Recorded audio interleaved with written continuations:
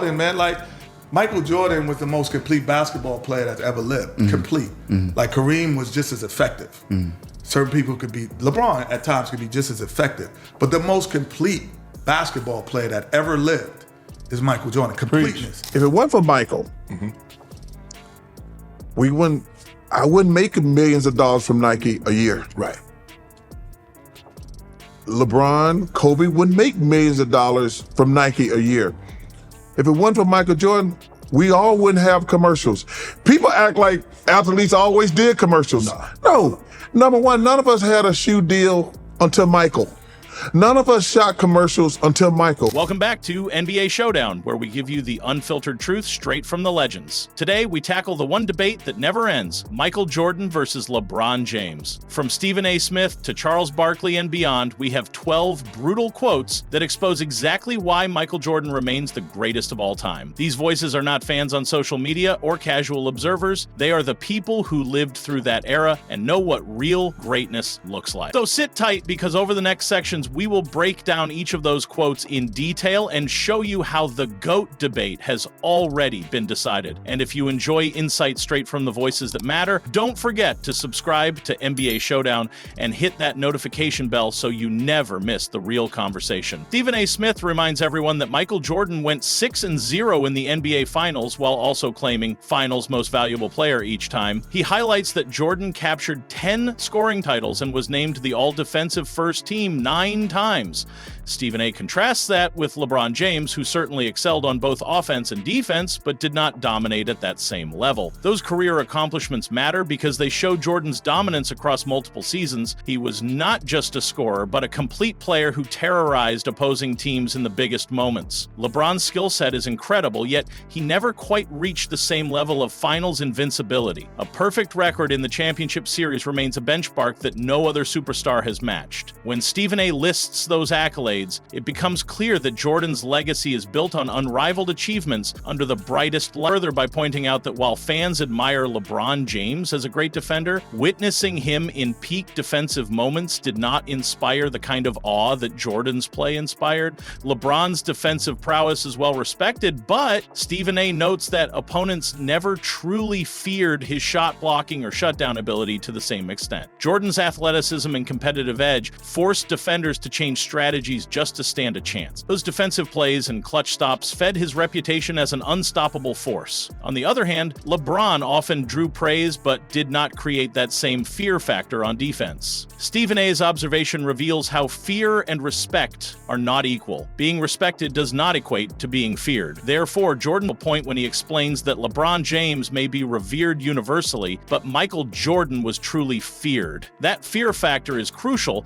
because it changes how opponents approach the game. When a player is dreaded, teams strategize around neutralizing him at every turn. Jordan commanded that kind of response. Players prepared differently, knowing that even a small mistake could cost them dearly. LeBron, as influential as he has been, never generated the same level of trepidation among rival teams. They respect his talent, yet are not paralyzed by it. Fear influences performance and mentality in a way respect alone cannot. Stephen A.'s point highlights that legacy is not built solely on wins or accolades, but also on the psychological impact a player has. Jordan's aura made him the benchmark for champions. He shares insight into the off-court impact Jordan had on the entire sporting world. He explains that without Michael Jordan's influence, lucrative endorsement deals and massive shoe contracts might never have taken off. Barkley acknowledges that LeBron and other modern players owe a debt of gratitude to Jordan for paving the way.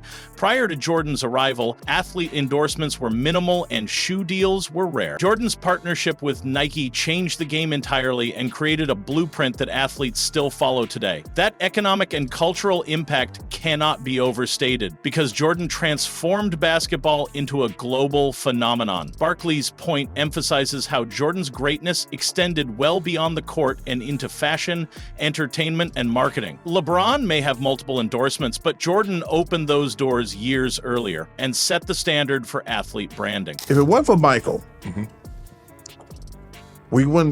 I wouldn't make millions of dollars from Nike a year. Right. LeBron, Kobe wouldn't make millions of dollars from Nike a year. If it wasn't for Michael Jordan, we all wouldn't have commercials. People act like athletes always did commercials. No. Number one, none of us had a shoe deal until Michael. None of us shot commercials until Michael. Charles Barkley continues by revealing a story often overlooked. Jordan once refused to play a game if rival star Isaiah Thomas suited up. That decision likely cost Thomas a spot on the original Dream Team, and further underscores Jordan's influence at the time. By openly declaring that stance, Jordan demonstrated a willingness to put personal standards above all else. This type of unwavering principle contributed to the mystique that surrounded him. Barkley's example highlights how Jordan shaped team decisions and altered the trajectory of basketball history simply by voicing his opinion. No other player has ever asked for or received that level of deference. Barkley's account shows how deeply Jordan's presence was felt within basketball's inner circles. It is one thing to talk about dominance and statistics, but another to wield power so indisputably that entire rosters shift around your preferences. And I can't speak for the other guys, but they never asked me personally about Isaiah Thomas. And Isaiah Thomas probably should have been on the team. And they asked Michael Jordan, did he have anything to do with it? And then it actually just came out in the last year where he said, I'll play as long as Isaiah don't play. So, and then you got to have him. If you're going overseas, you got to take the biggest. Kenny Smith offers analysis of Jordan's complete skill set. He points out that Jordan combined scoring ability with defensive excellence to a degree that few have ever matched. While legends like Kareem Abdul-Jabbar or LeBron James excelled individually in certain areas, Jordan was adept at all aspects of the game. That complete mastery made him almost unstoppable. Opponents always had to worry about his scoring, and his defense often took the wind out of their sails. Kenny stresses that part of this prowess came from Jordan's time at North Carolina, where he developed fundamentals and discipline. Those college years honed his skills and prepared him to excel at the professional level in every phase of the game. Kenny's point reveals that Jordan's all-around talent gave him an edge that transcended era or position. His ability to shoot, defend, pass, and lead made him a true all-star in every sense. Michael Jordan, man, Michael Jordan was the most complete basketball player that's ever lived. Complete. Like Kareem was just as effective.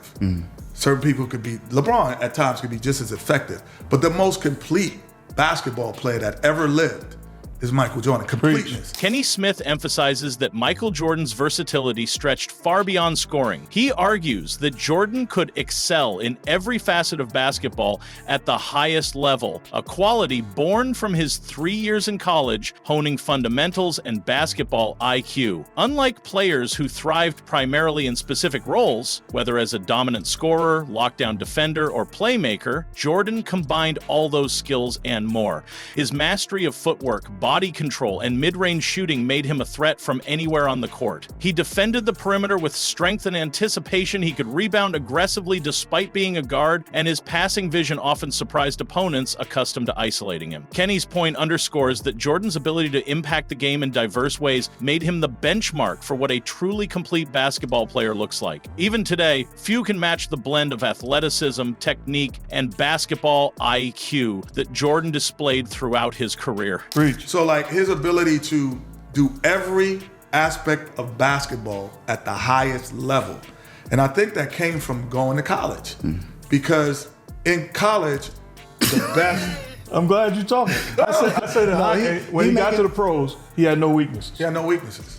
Kenny Smith continues by highlighting Jordan's unparalleled fundamentals, which set him apart from both Kobe Bryant and LeBron James. He notes that Jordan's 3 years at North Carolina instilled in him a level of discipline and technical proficiency that translated into flawless execution on the NBA court. While LeBron's sheer athleticism and basketball IQ fueled his success, and Kobe's work ethic and footwork made him lethal, Jordan's game was built on rock-solid fundamentals at every position. He could create separation with precise jab steps, finish with either hand through contact, and defend without gambling for steals. Those basics allowed Jordan to adapt seamlessly to any opponent's strategy, whether facing a physical big man or a crafty perimeter player. Kenny's analysis shows that the bedrock of Jordan's dominance was not just raw talent, but commitment to perfecting the small details of shooting form, defensive stance, and pivot footwork, elements that made him virtually unstoppable. What I always say about Michael, what's different between even the great Kobe Bryant and great LeBron James is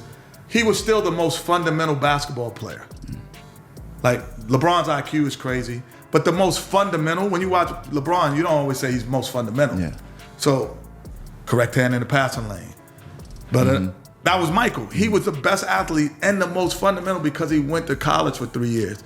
Vernon Maxwell provides a first-hand perspective on Jordan's dominance, recalling that playing against him felt akin to having a foot on an opponent's throat. Maxwell describes Jordan with a singular focus and relentless drive that intimidated even skilled adversaries. This metaphor of suffocating pressure captures how Jordan's presence forced opponents into defensive mistakes or hurried shots. Even the slightest miscalculation could result in disaster because Jordan combined elite athleticism with fearsome competitive intensity. Maxwell's account reveals the psychological toll Jordan imposed. Opponents often inwardly conceded defeat before the game ended. While many great players score plenty of points or grab rebounds, Maxwell's experience shows that Jordan's ability to dominate mind and body created a unique aura. Teams had to adjust entire defensive schemes simply to slow him down, and even then, few succeeded. Maxwell's viewpoint underscores the visceral fear Jordan inspired every time he stepped onto the court. And keep that damn foot on your throat, man, and he just keep coming, and man, you just have to do some shit try to do some shit to him that nobody else ever did to try to get him off his square. But shit, you know, you can't touch him, you can't do nothing to him, man. So, and man, I just tried to do a shit that nobody else would do to him. But Mike is Mike, man. The best player ever, man, I ever played, because I never thought I'd see nothing like that. Charles Tabansi criticizes the so-called sports clutch media for inconsistent standards when covering narratives about Jordan versus LeBron. He argues that when David Falk voices criticisms or observations about Jordan, he faces instant backlash, yet when Rich Paul or other LeBron affiliates float similarly bold claims, they are often left unchallenged. Tabansi's point exposes a perceived double standard. Jordan receives near sacrosanct reverence, while LeBron's camp aggressively promotes his GOAT candidacy with minimal scrutiny.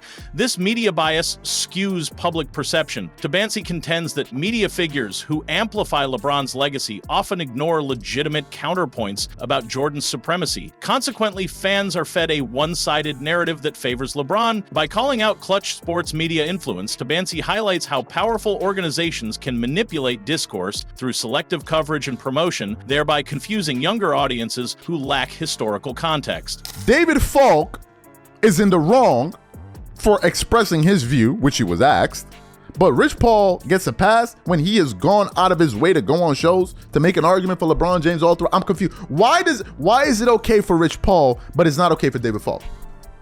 Charles Tabansi continues his critique by lambasting LeBron's fans, whom he labels bozos, for clinging to flawed narratives rather than acknowledging facts. He argues that no matter how convincingly Jordan supporters present evidence, championship records, defensive prowess, legendary status, LeBron's advocates dismiss these points as hate rather than valid analysis. Tabansi observes that true fans should be able to entertain opposing viewpoints without devolving into personal attack. Instead, LeBron's supporters often resort to emotional appeals, portraying Jordan critics as envious rather than responding to substantive arguments. This rhetorical tactic stifles genuine debate and elevates sentimental attachment over objective evaluation. Tabansi's frank criticism exposes how tribalism can blind fans to clear comparisons. Jordan's undefeated finals record, superior accolades, and transformational impact on the sport. By calling out these fans directly, Tabansi appeals to reason, urging listeners to focus on evidence rather than hyperbolic claims. How do we handle that? The fact of the matter is, you guys are just a bunch of bozos. Period. End of story. Period.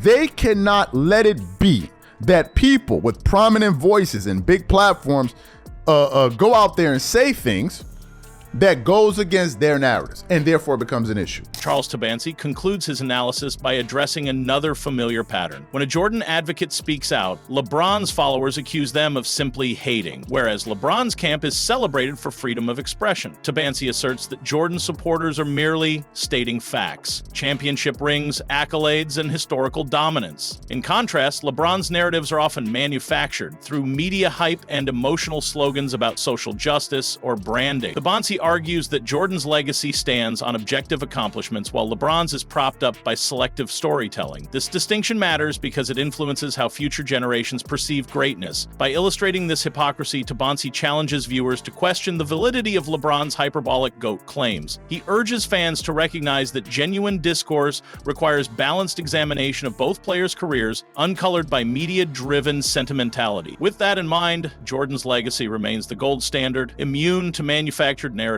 The minute a Jordan guy expresses his view, oh man, they just hate LeBron. They hate him. Why do they hate him? And I'm sitting there looking at y'all in a glass menagerie, because I told you I'm a scientist that be studying y'all asses, looking at honey porn all over the damn table.